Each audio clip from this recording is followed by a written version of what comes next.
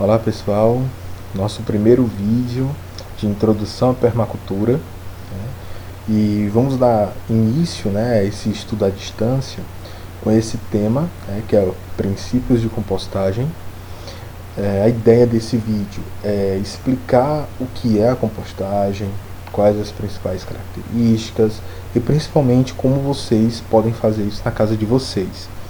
É interessante eu destacar aqui que a ideia não é aprofundar o conhecimento sobre compostagem.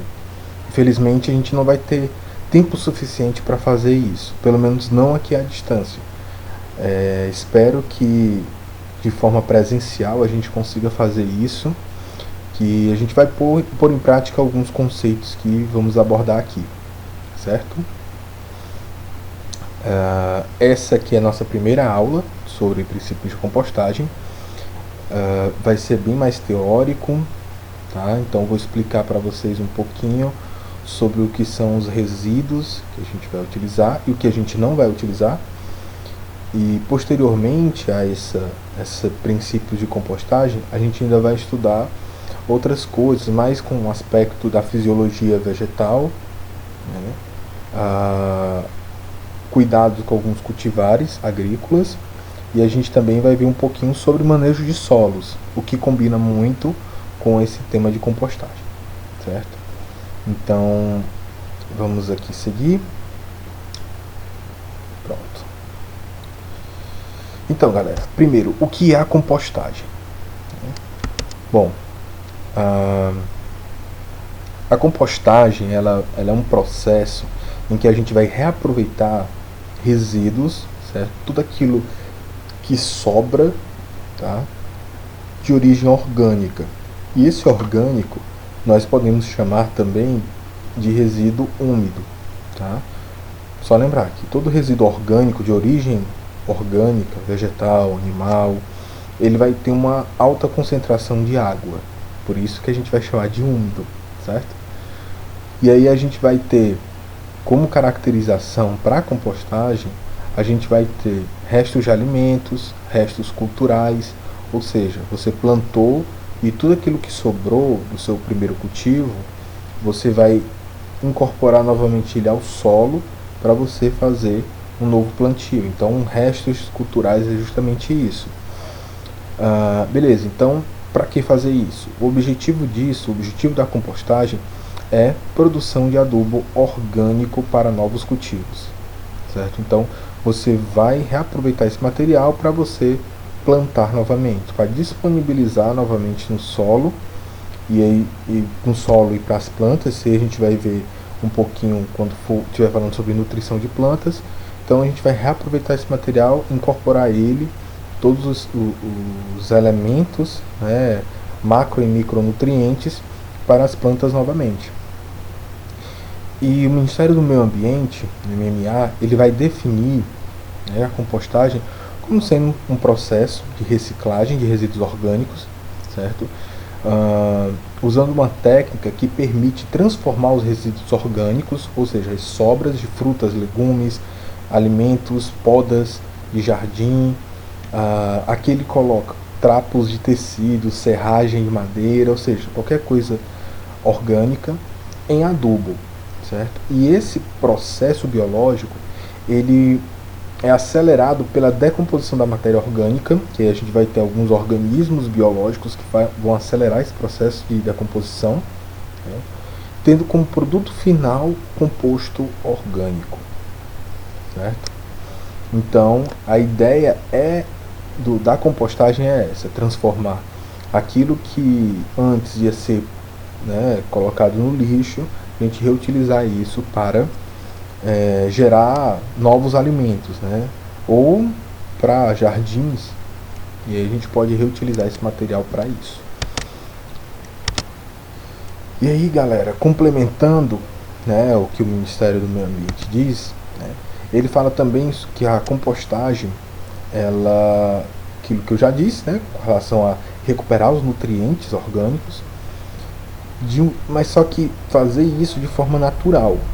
E além de eu caracterizar como uma recuperação dos nutrientes, eu também vou estar reestruturando o solo. Isso também é bem interessante no tocante à compostagem. Então, a estrutura do solo, ela, com um resíduo da compostagem, ele fica mais rico, ou seja, ele consegue disponibilizar mais nutrientes para as plantas e assim tanto a dinâmica natural dos solos ela é mantida, como a disponibilidade constante de nutrientes vai ser também um elemento essencial para o desenvolvimento vegetal. Bom, além disso, é uma maneira, a compostagem é uma maneira de reduzir o volume de lixo gerado principalmente nos centros urbanos. Aí a gente tem uma estimativa de 55% de todo o lixo gerado por dia na cidade é de origem orgânica. Então, esse resíduo muitas vezes ele é colocado em locais indevidos, como lixões, né, terrenos baldios, e ele acaba atraindo outros animais, né, insetos, roedores, e ele também provoca um grande mau cheiro, ou seja, é um problema, né, que tem que ser resolvido. E aí a gente tem a coleta, né, dos resíduos, que é feito de 2 em 2 dias aqui em Maracanaú, mas em outras cidades, né, vão seguir também esse mesmo padrão, mas mesmo assim as pessoas acabam colocando lixo em local indevido. E isso se torna até mesmo muito cultural das pessoas. Tá, pessoal, além do mau cheiro, a gente vai ter uma coisa que é muito perigosa, que é a liberação do gás metano, que ele é um gás liberado pela decomposição da matéria orgânica, certo? E a gente também vai ter a liberação de um líquido chamado chorume. E esse chorume, ele é altamente contaminante, então ele é um problema muito sério quando a gente está falando em contaminação de solo, de água. Por quê? Porque esse é um material líquido que ele percola pelas camadas do solo. E a gente vai falar um pouquinho disso sobre solos, mas vamos falar aqui sobre percolação. Percolar é quando ele infiltra, mas ele vai ficando nas camadas do solo. Então, ele vai percolar pelo solo e ele vai chegar até os lençóis freáticos que estão lá embaixo, e aí ele vai contaminar esses lençóis freáticos. E essa água é o que abastece as nascentes de rios, de lagos, né? Geralmente rio, porque rio tem movimento, né? Então geralmente as nascentes de rios vão ser contaminadas, e é desses rios que a gente pega a água para poder consumir. Então a água que vai para as nossas casas pode estar sendo contaminada por esses lixões. Por isso que quase todos os rios que passam por centros urbanos, eles saem de lá com alta carga orgânica. E de onde é que vem isso? Dos lixões. Aqui, bem interessante a gente comentar sobre o que é um lixão, o que é um aterro controlado e o que é um aterro sanitário. Bom, primeiro, o lixão é simplesmente eu chegar e jogar todo esse material orgânico num terreno baldio, sem qualquer preparo. E aí o que acontece? Nessa primeira imagem aqui, ó, o lixo está tudo aqui, aí eu tenho a liberação do chorume, e aqui embaixo eu tenho um lençol freático, está sendo todo contaminado por esse líquido negro. Uma gota de chorume é capaz de contaminar até 5 litros de água. Então imagina o que, por exemplo, essa grande quantidade de chorume aqui pode estar causando, né, nesse lençol freático. Já no aterro controlado, nós vamos ter o lixo, né, o resíduo. Ele não vai estar descoberto, como aqui nos lixões, ó, simplesmente jogado. No aterro controlado, ele vai estar fechado, certo? Então não tem liberação de odores, não tem a liberação também de gás metano. No entanto, isso pode ser um problema, porque o gás metano ele se acumula, ele é altamente explosivo, certo? Já aconteceu alguns casos de aterros controlados eles explodirem literalmente, tá, pessoal? Porque a gente vai ter alta temperatura pela atividade microbiana, né? Como tem matéria orgânica, vai ter fungos, vai ter bactérias, né? E eles vão degradar esse material e vão liberar grande concentração de gás metano. E aí pode ocorrer as explosões, né? E a atividade deles também faz com que a temperatura do solo, desse solo aqui, suba muito. A gente pode chegar a uma temperatura de até 70 graus, por exemplo. E aqui nesse aterro controlado eu vou ter essa cobertura, né, impedindo, né, que saia odores, atraia roedores. No entanto, eu não tenho aqui a drenagem do chorume. Ele continua contaminando da mesma forma, só que aqui ele está invisível, né, pelo menos na superfície. Já aqui no aterro sanitário, né, o aterro sanitário mesmo, de verdade, o que é que ele vai ter?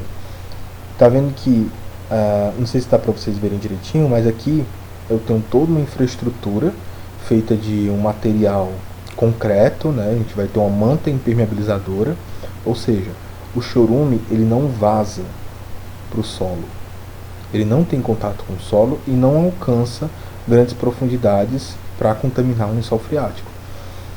E aí eu vou ter uma drenagem desse chorume, né? E quando eu fecho todo, quando eu termino de colocar todos os resíduos, eu vou fechar o meu aterro sanitário, o que acontece? Eu tenho a drenagem também do gás metano. O gás metano, se eu jogar ele simplesmente na atmosfera, eu posso estar acarretando um problema ambiental muito grave, que a gente vai ver depois, né, que é o efeito estufa. E esse gás metano ele é muito, muito poderoso para o efeito estufa. Então, qual o conselho? Queimar, certo? Como mostra aqui essa última figura aqui. Aqui eu tenho um cano que ele é colocado desde a fundação, desde o projeto inicial do aterro sanitário. E ele é cheio de furos, né, como se fosse um cano normal, né, e é cheio de furos, um cano bem grosso, tá? E aí esses furos eles vão pegando e vão puxando. E para puxar com mais força, com mais eficiência, quando começa a sair metano, eles colocam fogo na ponta desses canos. Lógico, não é feito de PVC, tá, pessoal? Então eles colocam fogo e fica, né, o fogo queimando e puxando mais metano. Assim, o produto que sai, ele é um carbono livre. Então é um carbono que está dentro do ciclo do carbono, então ele não tem impacto ambiental negativo, já que ele é o que a gente vai chamar de carbono disponível. Vamos ver aqui. Bom, e como é que a gente pode selecionar o que a gente vai usar para compostagem e o que a gente não vai usar para compostagem? E aqui eu dou algumas dicas para vocês, certo? Primeiro, a gente vai ter que fazer essa seleção, né? E aí a gente vai estabelecer o que é resíduo úmido, o que é resíduo seco, certo? Nesse primeiro momento. E para o que é seco, o que seria seco, o que seria úmido? Úmido é tudo aquilo orgânico, certo? Então, casca de ovo, carne, resto de comida, resto de fruta. Então, tudo isso é orgânico. Que não vou utilizar, tá? Papel entra como úmido, tá, pessoal? Embora ele não tenha umidade, mas papel e papelão eu coloco eles como úmido, tá? Eu posso usar na compostagem. Já lata, vidro, plástico, esses outros materiais eu não utilizo eles, tá? Porque a atividade microbiana não é suficientemente rápida para degradar esses materiais, e eu vou precisar de uma alteração físico-química, tá? Então deixa esses materiais de lado e vamos selecionar só o que é orgânico. No entanto, pessoal, para a gente realizar, né, nosso processo de compostagem, é interessante a gente não utilizar nenhum resíduo, para o nosso caso, tá? Nenhum resíduo animal, de origem animal, fora, certo, casca de ovos, que é uma ideal fonte de cálcio. Então a gente vai usar só mesmo restos de verduras, restos de frutas, né? A gente vai tentar colocar isso em pedaços menores possíveis para que a atividade microbiana possa ser realmente efetiva e a gente veja uma decomposição. Se a gente usar carne, frango, peixe, qualquer outro elemento de origem animal, fora casca de ovos, nós vamos estar gerando um volume muito alto de chorume, certo? E aí a gente não vai ter como drenar, mesmo drenando, vai ficar difícil armazenar esse material para utilizar depois. Mas há alternativas para chorume, tá? Então não é 100% eu vou jogar fora ele, não. Eu posso reutilizar ele em outros processos. Mas nesse momento a gente vai usar somente esses elementos, certo? E aí, só mostrando o que seria o seco, que não seria, né, o orgânico. E aí ele coloca aqui, né, papel higiênico, tá? A gente utiliza, sim, dá para utilizar. No entanto, para o que a gente vai fazer, nossa atividade na segunda aula, não vamos usar, tá, pessoal? Então, não, nada de resíduo de banheiro, tá? A gente não vai utilizar de forma nenhuma. Mas o restante, vamos utilizar tudo, guardanapo, então pode colocar. E aí só um demonstrativo do que seria o material que a gente vai usar. Então tudo isso aqui é o que a gente vai usar para construir a nossa composteira, certo? Bom, pessoal, essa foi os nossos 15 minutos de aula, certo? E próxima aula a gente vai dar prosseguimento, né, já na aula 2, e a gente vai dar prosseguimento a todo esse conteúdo, tá bom? Então um abraço para vocês e bons estudos.